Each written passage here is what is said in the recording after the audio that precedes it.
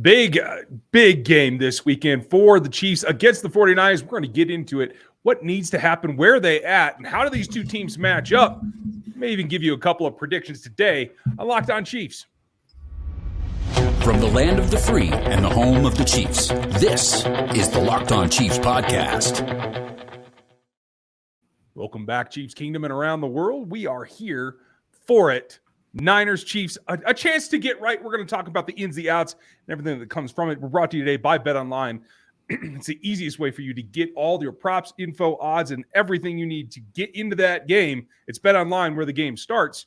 We're going to get here because the Chiefs have an opponent that I think they are ready to bounce back from, through, with, and over to get all of that done. We're going to get into the details. I'm Ryan Tracy, the founder of Rogue Analytics and Performance Consulting, as well as NFLto.com and RGRfootball.com. And I'm Chris Clark. Thank you all for listening, and welcome to another show on Red Friday. I always enjoy these. Red Friday is always something that I always look forward to every single week. So lots to talk about with this 49ers team, a lot to talk about with injuries with both of these teams. Yeah, injuries are a big deal at this point. I didn't think that it was huge for the Niners. Yeah, I mean, I was just going to say, I didn't think it was going to be something that I was going to be more concerned about the opponent than I am for the Chiefs, but Chiefs got a lot back. Light practice for Mike Dana today on Thursday. Tooney seems to be okay with light practice today. Foles from L'Jarius and Butker, as well as Hardman and Trey Smith. Trey Smith, I think they're going a little bit easy on the declarations because I still don't think that he's 100%. I doubt that he could be. The only guy that didn't practice that I'm aware of today, you tell me if I'm wrong, is Rashad Fenton. So that means more Jalen and more Josh Williams, right? That's the way it looks, unless McDuffie's back. Cross our fingers. I don't see anything about that. So because he's not back, they don't have to put him on the injury report. Exactly. And same thing with Willie Gay. Willie Gay doesn't have to be on the injury report if he has any kind of injury he's been dealing with while he's been suspended. So at this point, both of those guys could be back. And hey, that's a big boon. This is a team that they're facing in the 49ers that has some weapons that can hurt you. Obviously, we know about Kittle. Debo has exploded since the last time these two teams played. I think that's going to be an interesting matchup we'll talk about later and how they go about that. But having those defenders back goes a long, long way in trying to just kind of right the ship here. And by right the ship, it's more for the fan base than it is for the team. I think the team feels they missed an opportunity. But again, this wasn't a 30-point blowout that they just lost, you know? So I think they do see it as something they can get done. Did you literally just go look at the title for yesterday's crossover episode? I did not. Yeah. Okay. Chiefs versus 49ers riding the ship before the bye. So, all right. Yeah, and I apologize. I want to apologize to everybody. I was a little derelict in getting the podcast up. I apologize. I thought I had it saved. And it did not get up. So if you missed yesterday's crossover, go listen to it. It is up at this point. How fun was that, by the way? It was good. It was good talking to Croc and talking to, Peacock and both those guys. And actually, one of their listeners, while I think we were recording, made sure to tell them that Sunday is National Tight Ends Day. So that's great. Should be. Yeah. I like that. Yeah, Croc does not miss an opportunity to give me static about it, so I'm glad that you got a little bit of a taste of it. That's good. Yeah, I did get a little bit of a taste of it. Just a little bit. The big thing that I have a question on, and we start looking at injuries for the Niners, does Bosa play? And the other one that is huge for the Niners, or could be huge for the Niners, is, does Charvarius Ward play? This is going to be a revenge game for him if he's able to play, but he didn't practice on Thursday. Yeah, he did not. He did not practice on Wednesday for certain. I haven't seen the designation. I'm waiting for that. But, yeah, I mean, is it really a revenge game for him, though? I mean, he chose to leave. So it's not like he got run out on a rail and traded away or anything like that. No, but he didn't get paid what he wanted, and he probably wanted to stay. So, to me, that makes it a revenge game. But okay. All right. I just look at it, and I did see he tweeted out something about make sure that you don't let the Chiefs show up with their jerseys on Sunday. So we'll see if that happens, and if Chiefs fans usually travel pretty well, but that's a long journey to go to San Francisco. So yeah, and not a cheap one either. No. No, not a cheap one at all. No, that presents some challenges. There's a lot of challenges too. Eric Armstead looks like he didn't participate on Wednesday, but I haven't seen anything on Thursday yet. So hopefully that means that if Bosa's there, he doesn't have his running mate, and that what we saw happen last week isn't necessarily bound to be repeated, like I fear that it is. But we're going to talk about matchups coming up. But in general, is this about whoever's more at full strength wins? I don't think so. I don't think these teams are that close, even if they're at full strength. And to be fair, I don't think that I think San Francisco can be a good team. I just don't think that they have it all put together and they don't have the pieces to attack Kansas City. It's not saying that they can't win because we saw what happened against the Colts. It does happen. There are flukes. There are things that happen. There are things you can't get away from. So, hey, you got to protect what you can protect. And our sponsor and our newest friends here from SimpliSafe can help you do that. And there's two things you've got to protect: your lifestyle and your home, everything that you put into that. When you're not home, you want to take care of that. And a lot of times there is just a safe feeling that comes from understanding that somebody else is watching over your homestead. I certainly have that. And I like having that aspect to do it, because SimpliSafe is the safety that is providing the only thing that matters, that is that safety. All you have to do is invest in what they offer. I like it because it gives me that peace of mind when I am not at home, especially, the studio's here, you got the whole homestead set up and all those things. Like, you want somebody to keep an eye on it when you're not actually there. That helps. That's what I come back to. And this is a chance that they're giving you right now. You can protect your home with the best and get 40% off while you do it. You can get 40% off of your order if you go to simplisafe.com/lockedonnfl today. That's simplisafe.com/lockedonnfl. They'll customize the perfect system for you and your home in just a couple of minutes. That's the way that it goes, and it takes care of you the way that you need. And there's no safe like SimpliSafe. Safety on the football field is a different thing to get. And I don't think right now that anybody feels particularly safe about what's going on with the offensive line. This was a unit that was supposed to be fixed. And we've seen injury on top of, let's say, lack of development.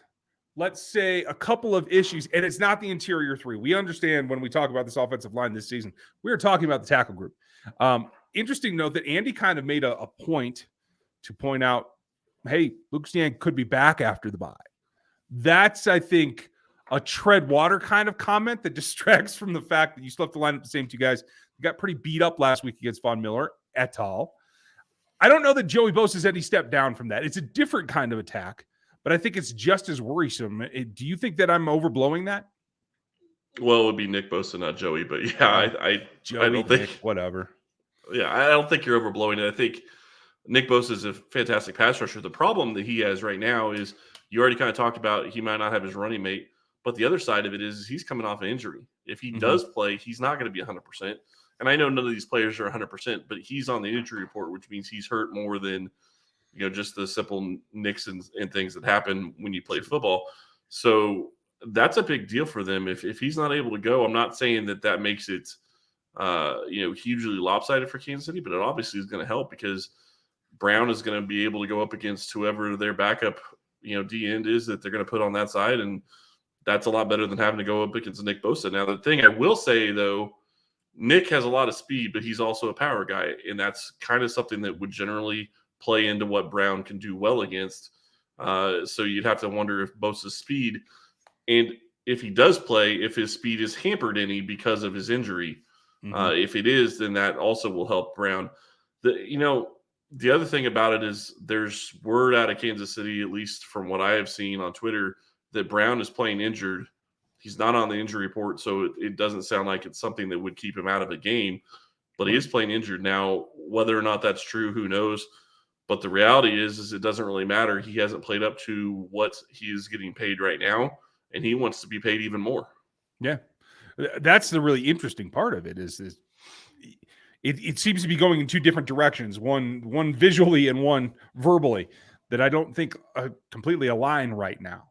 I think the next guy up just might be, almost said freshman, rookie Drake Jackson.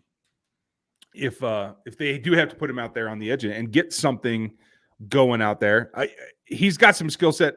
I don't think he while he does have good length, I don't know that he has the explosion that is going to give Orlando in particular, even with his injury, a whole lot of trouble.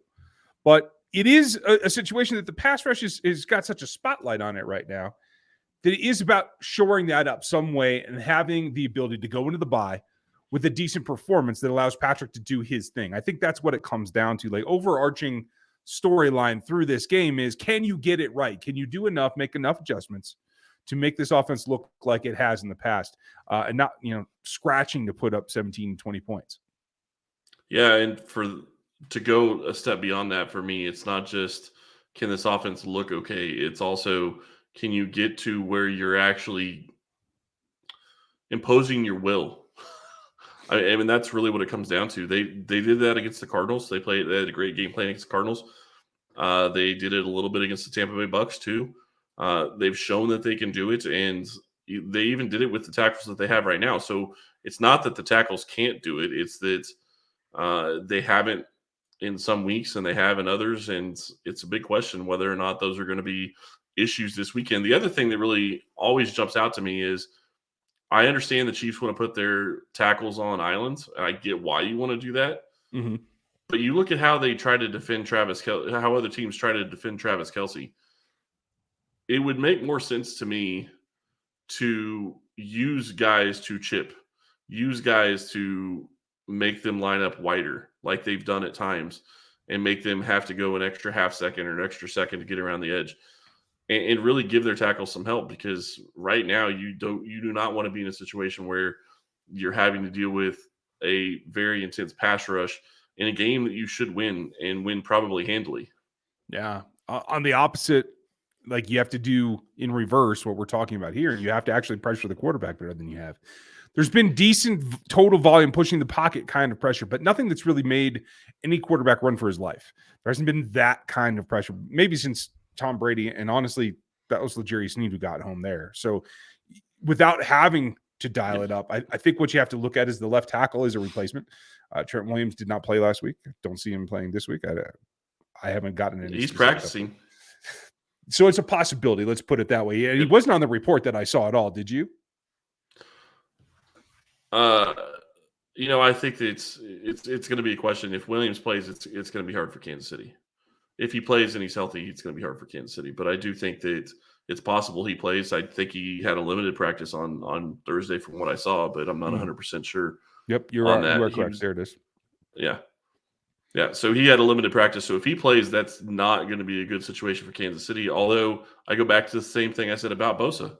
If he's not 100%, or if his injury is keeping him from being the normal player, then maybe that's an advantage for Kansas City.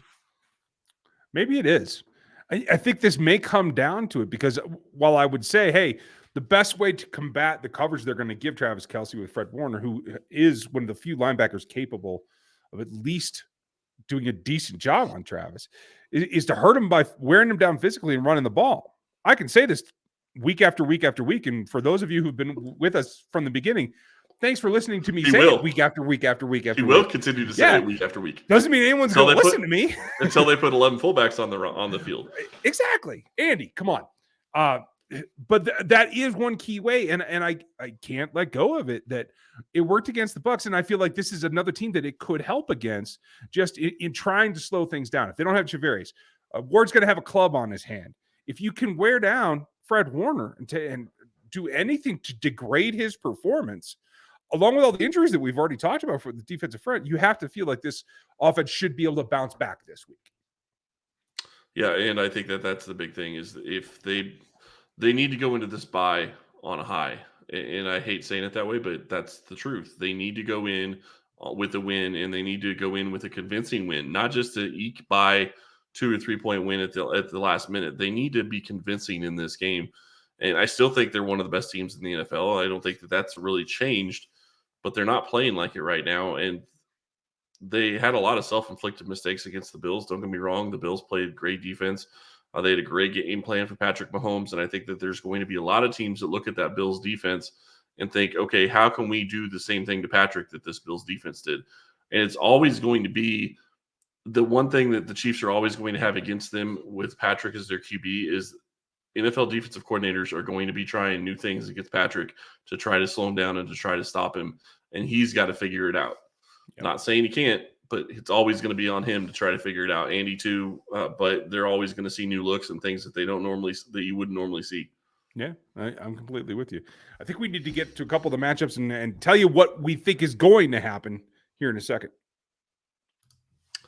BetOnline.net is your number one source for betting football and the start of basketball season. It is going on right now, and you have the Major League Baseball playoffs as well. Find all the latest player developments, team matchups, news, podcasts, and in-depth analysis on every game. And as always, BetOnline remains your continued source for all your sports wagering information with live betting and up-to-the-minute scores for every sport out there. The fastest and easiest way to check in on all your favorite games and events, including MLB, MMA, boxing, golf, cricket, because I know Ryan likes cricket. Don't quite understand it, but there you go. I don't either. Head to the website today or use your mobile device to learn more. Bet online where the game starts. All right. When it comes down to it, all the hubbub, all the beat up, all the disappointment from losing to the Bills that you know you're going to have to go face again. I hope that can be channeled into some positive energy and taken out on this 49ers team, much to Croc's dismay. But there are a couple of things that still give me a little bit of pause. One is do they have a consistent plan for how they're going to try to defend Debo? If he lines up straight in the slot, obviously you can leave L'Jarius on him and feel pretty good about that. They're not going to. They're going to use him out of the backfield. They're going to use him creatively. They're going to get him the ball in ways that either changes the matchup so he's got one of the rookies on him, or that he's running out of the backfield so that you actually have to scheme for him across the entire defensive front, not just with the coverage option, right? That's one concern. Now, they also have Brandon Ayuk and Danny Gray who can both get behind defenses. And so for the outside rookie corners, I think that is a concern as well. I'm really keen to see what Josh Williams brings because I thought he recovered well after getting beat up. And now what's this week done for him? Does he get to play? Is Trent McDuffie activated? And if McDuffie is activated, does he play? What is the consequence? Because I think there's enough scary weapons on this offense, and we haven't even really discussed Kittle. We'll get to that in a second. That I think you have to take some concern about that. It is about the pass game for me for the 49ers. I'm not as concerned about the run game. And you're concerned about the pass game with Jimmy Garoppolo, which I get it to an extent. I think it's going to be working a little bit better for the 49ers than it has been over the past couple of weeks. But it is a big question about McDuffie. It's a question about who you're going to have available. Brian Cook looks like he possibly could be playing in this game. The only guy that they may not have is Fenton. And I do think that McDuffie's going to play this week unless they are really worried about that hamstring. And I do think that Gay's going to play this week. Kansas City doesn't generally do those things until Saturday, so expect the moves on Saturday for those two guys. And I think that really changes what they are able to do on defense. And I think that's going to be a huge key going into this game. When I look at Kansas City's offense, though, it's also going to be, who are the wide receivers or who are the corners that are going to be lined up against the Chiefs wide receivers? And do we see a step up from Juju after what we saw last week? Does MVS actually show up and do something more than what he's done to this point in the season? I'm not saying he has to catch, 2 or 3 touchdowns in a game and have 150 yards receiving, but he needs to break 100 yards receiving. He needs to be a guy that can take the top off of defense, and he hasn't been that guy so far. Him and Patrick have been just a little bit off, and if they can get that figured out, it will help the offense in a big way. I hope that it does. It needs to. I'm still a little bit concerned in that we even saw it last week, the proclivity of this defense to give up big plays to the tight ends. It is George Kittle. I mean, there's got to be enough to defend all the way around that doesn't necessarily fall on the rookies. Hopefully that will be Willie Gay, who I think can actually turn around with them. Otherwise, it's going to be a concentrated issue to defend that pass. In the end, I think that they're able to get a handle on it. I do feel like overall the offense can turn it around a little bit. The defense can possibly concentrate on that. And especially if they can get some pass rush if it's not Trent Williams. overall, I do feel fairly positive about this. I'm going to go 28-23 Chiefs. Yeah, man, this is a game that to me screams it should be a 2-score game, and it's not that I think that the Chiefs are heads and shoulders above San Francisco. It's more of looking at the situation with what happened with Kansas City last week and San Francisco dealing with as many injuries as they have right now. So I think it's a combination of things.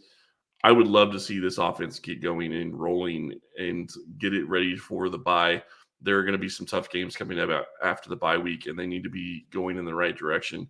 And they also need to be in a situation where they have their minds right going into the bye as well. And I think they could do that a lot more with the win. I'm looking at this game, man, I want to say 31-21 Kansas City. I feel like this Chiefs team should be able to put this team out of reach, and the final score may be a lot closer than the game really was.